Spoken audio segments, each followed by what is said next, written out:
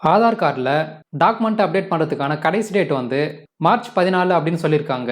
அதாவது இன்னும் 2 நாள் தான் இருக்குது.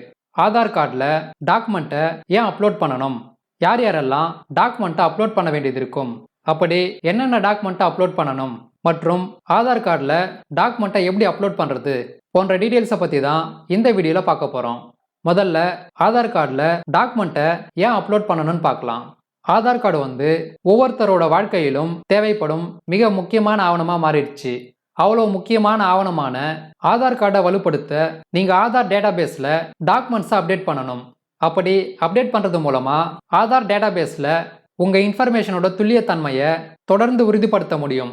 ஆதார் கார்டில் டாக்குமெண்ட் அப்லோட் பண்ண மார்ச் 14 தான் கடைசி டேட்டா, அதுக்கப்புறம் அப்லோட் பண்ண முடியாதா அப்படின்னா அதுக்கப்புறமும் அப்லோட் பண்ண முடியும். ஆனால் அதுக்கான பேமெண்ட்டை வந்து நீங்கள் செலுத்த வேண்டியது இருக்கும்.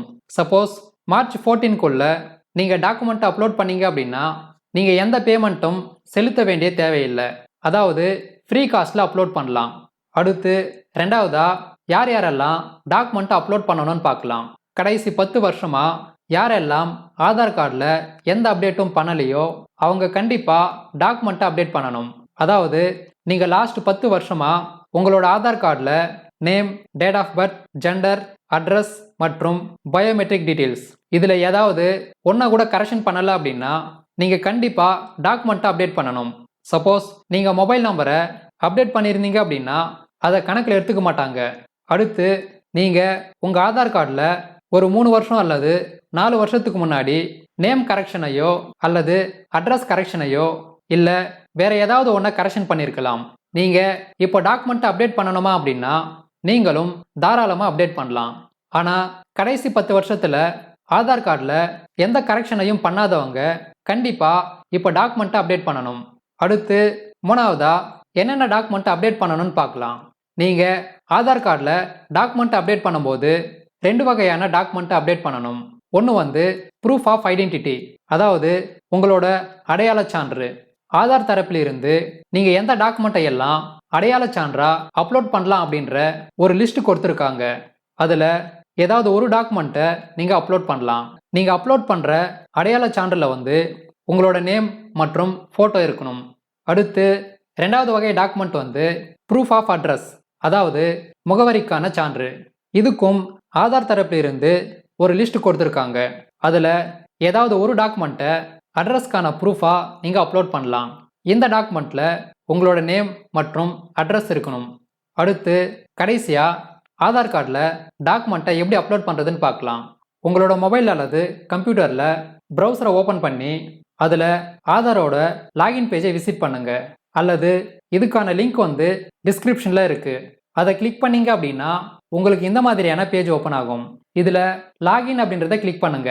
கிளிக் பண்ணதுக்கப்புறம் அடுத்த பேஜ் ஓப்பன் ஆகும். இந்த இடத்துல வந்து உங்கள் ஆதார் நம்பரை என்டர் பண்ணுங்க. என்டர் பண்ணிட்டு அது கீழே கேப்ஸா இருக்கும், அந்த கேப்ஸாவையும் என்டர் பண்ணுங்க.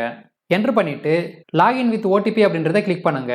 இப்போ உங்கள் ஆதார் கார்டில் பதிவு பண்ண மொபைல் நம்பருக்கு ஓடிபி நம்பர் வரும். அந்த ஓடிபி நம்பரை இந்த இடத்துல என்டர் பண்ணுங்க. என்டர் பண்ணிட்டு லாகின் அப்படின்றத கிளிக் பண்ணுங்க. கிளிக் பண்ணதுக்கப்புறம் ஆதாரோட டேஷ்போர்டு ஓப்பன் ஆகும். இதில் ஃபர்ஸ்ட்டில் பார்த்தீங்க அப்படின்னா டாக்குமெண்ட் அப்டேட் அப்படின்ற ஒரு ஆப்ஷன் இருக்கும். அதை கிளிக் பண்ணுங்க. கிளிக் பண்ணதுக்கப்புறம் அடுத்த பேஜ் ஓப்பன் ஆகும். இதில் நெக்ஸ்ட் அப்படின்றத கிளிக் பண்ணுங்க. அடுத்து இன்னொரு பேஜ் ஓப்பன் ஆகும். அதுலேயும் நெக்ஸ்ட் அப்படின்றத கிளிக் பண்ணுங்க. இப்போ உங்களோட ஆதார் கார்டில் இருக்கிற டீட்டெயில்ஸ் வரும். இது சரியா இருக்கான்னு செக் பண்ணிக்கோங்க. செக் பண்ணிட்டு கீழே ஸ்க்ரோல் பண்ணீங்க அப்படின்னா இந்த இடத்துல ஒரு செக் பாக்ஸ் இருக்கும். இதை கிளிக் பண்ணி டிக் பண்ணிக்கோங்க. டிக் பண்ணதுக்கப்புறம் நெக்ஸ்ட் அப்படின்றத கிளிக் பண்ணுங்க. இந்த பேஜில் வந்து ஐடி ப்ரூஃப் மற்றும் அட்ரஸ் ப்ரூஃப்கான டாக்குமெண்ட்டை அப்லோட் பண்ணணும். நீங்கள் அப்லோட் பண்ணுற டாக்குமெண்ட் வந்து 2 MBக்கும் குறைவாக இருக்கணும். மேலும் அந்த டாக்குமெண்ட் வந்து ஜேபிஇஜி, பிஎன்ஜி மற்றும் பிடிஎஃப் இந்த ஃபார்மெட்டில் இருக்கலாம். அடுத்து இதை கிளிக் பண்ணீங்க அப்படின்னா ஐடி ப்ரூஃப்க்கு என்னென்ன டாக்குமெண்ட் அப்லோட் பண்ணலாம் அப்படின்ற ஒரு லிஸ்ட்டு காட்டும். நீங்கள் என்ன டாக்குமெண்ட் அப்லோட் பண்ண போகிறீங்களோ அந்த டாக்குமெண்ட்டை சூஸ் பண்ணுங்கள். நான் ஓட்டர் ஐடி கார்டை சூஸ் பண்ணுறேன். சூஸ் பண்ணதுக்கப்புறம் இந்த மாதிரி ஒரு பாப்அப் விண்டோ ஓப்பன் ஆகும். இதில் ஓகே அப்படின்றத கிளிக் பண்ணுங்க. அடுத்து அது கீழே அப்லோட் டாக்குமெண்ட் அப்படின்ற ஒரு ஆப்ஷன் இருக்கும்.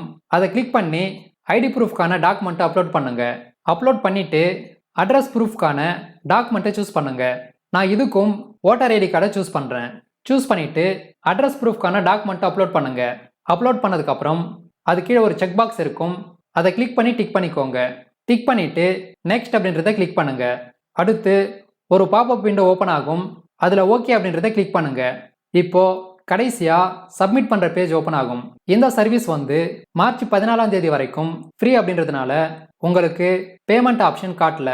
கடைசியா இங்க சப்மிட் அப்படின்ற ஒரு பட்டன் இருக்கும். அதை கிளிக் பண்ணுங்க. கிளிக் பண்ணதுக்கு அப்புறம் உங்களோட ரிக்வெஸ்ட் வந்து சப்மிட் ஆயிடும். சப்மிட் ஆனதுக்கு அப்புறம் உங்களுக்கு அக்னாலஜ்மெண்ட்டை டவுன்லோட் பண்றதுக்கான ஆப்ஷன் வரும். இதை கிளிக் பண்ணி நீங்க டவுன்லோட் பண்ணிக்கலாம். அந்த அக்னாலஜ்மெண்ட் ஸ்லிப்பை ஓபன் பண்ணீங்க அப்படின்னா அதுல SRN நம்பர் இருக்கும். அந்த நம்பரை யூஸ் பண்ணி உங்க ஸ்டேட்டஸை நீங்க செக் பண்ண முடியும். இந்த வீடியோல வந்து ஆதார் கார்டில் டாக்குமெண்ட்ஸை எப்படி அப்டேட் பண்றதுன்னு பார்த்தோம்.